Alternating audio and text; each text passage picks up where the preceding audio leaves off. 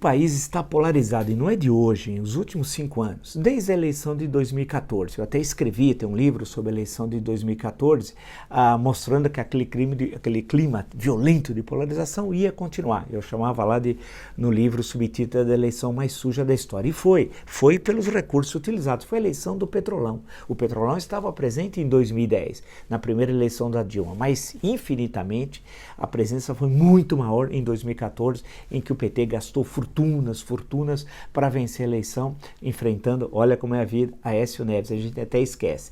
E a polarização permaneceu em 2015, com as grandes movimentações pelo impeachment, em 2016, em que essas movimentações até abril se intensificaram, veio a autorização da Câmara para o processo do Senado, o Senado recebeu, processou, julgou, aprovou o impeachment de Dilma, mantendo, por incrível que pareça, seus direitos políticos, e veio a gestão Michel Temer, né?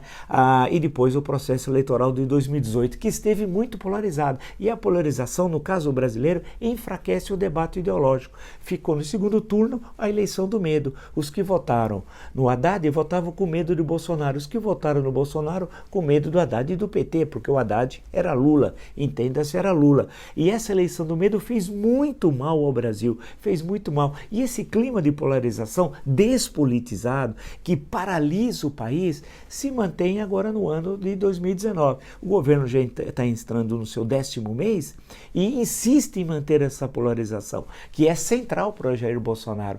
Ele se alimenta dessa polarização, ele precisa dessa polarização para que não possa exercer suas funções reais de presidente da República Federativa do Brasil. As questões administrativas, as questões políticas, as questões estratégicas, o planejamento de médio e longo prazo, tudo que são tarefas afeitas à presidência da República, né, ele não faz. E ele ocupa o tempo para ficar na internet, passa de 2 a 3 horas por dia trancado num closet, no palácio, tuitando, lendo, se informando, ele se informa, entre aspas, através dessa forma, não lê um documento governamental, não lê um livro, não ouve, não discute, não faz reuniões com especialistas, nada disso.